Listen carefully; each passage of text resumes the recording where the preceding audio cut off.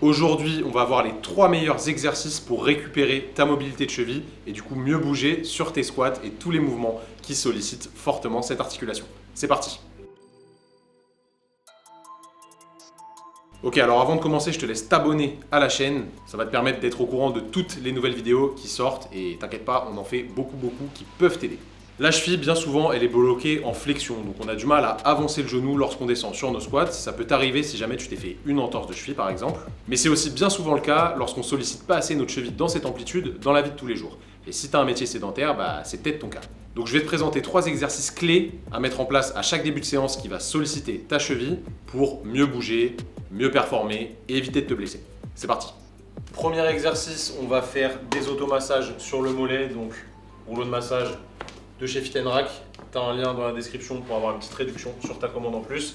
Et on va passer une bonne minute à se masser le mollet. N'hésite pas à aller tourner un petit peu le tibia pour avoir peut-être un peu plus de tension sur le gastrocnémien latéral ou sur le gastrocnémien médial. Évidemment, il y a le solaire aussi qui rentre en jeu. Et si tu trouves des trigger points, donc à savoir des points de tension qui sont assez douloureux et qui recréent un espèce de trajet douloureux le long de ton mollet, et tu peux rester un petit peu plus longtemps dessus en statique pour les faire céder. Normalement, ça devrait augmenter ta mobilité de cheville. Et si tu veux commencer à associer de la mobilisation dynamique à tout ça, tu essayes de relever la cheville en même temps que tu écrases le mollet avec le rouleau.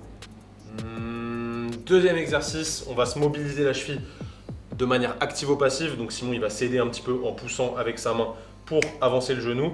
Et surtout avec un élastique qui va tracter ton talus vers l'arrière et le bas. Alors ça ne va pas non plus te tirer le talus parce que c'est un os qui est quand même bien impacté. Mais ça va t'aider potentiellement à réduire un petit peu ce conflit antérieur qui peut te gêner sur ta mobilisation en flexion. Donc mets-le vraiment bien sous les malléoles et que ça tire vers l'arrière. Tu bougeras 1 à 2 minutes dans cette position-là. Dernier exercice super important, on va remettre de l'activité musculaire et dynamique. Il est assez difficile, attention, pour mobiliser la cheville. Ce que je vais demander à Simon, c'est de reculer ses fesses. Donc vous voyez là, son tibia il recule, l'angle de flexion augmente et ensuite de ramener à la force des muscles qui sont ici, à savoir surtout le tibial antérieur. Et en gros, on réalise de la flexion en chaîne cinétique fermée. Et ça, c'est assez difficile, mais c'est vraiment très intéressant pour activer les agonistes à la flexion de cheville. Et ça va vraiment vous aider à avancer le genou. Vous pourrez faire une dizaine de répétitions si ça crame pas trop. Sinon, vous baissez le nombre de reps, c'est pas très grave.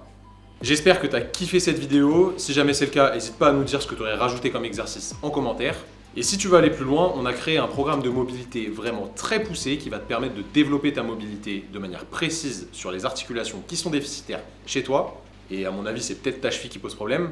Pour te le procurer, je te laisse juste cliquer sur le lien qui va apparaître ici ou directement dans la description de la vidéo. On se dit à bientôt pour une nouvelle vidéo.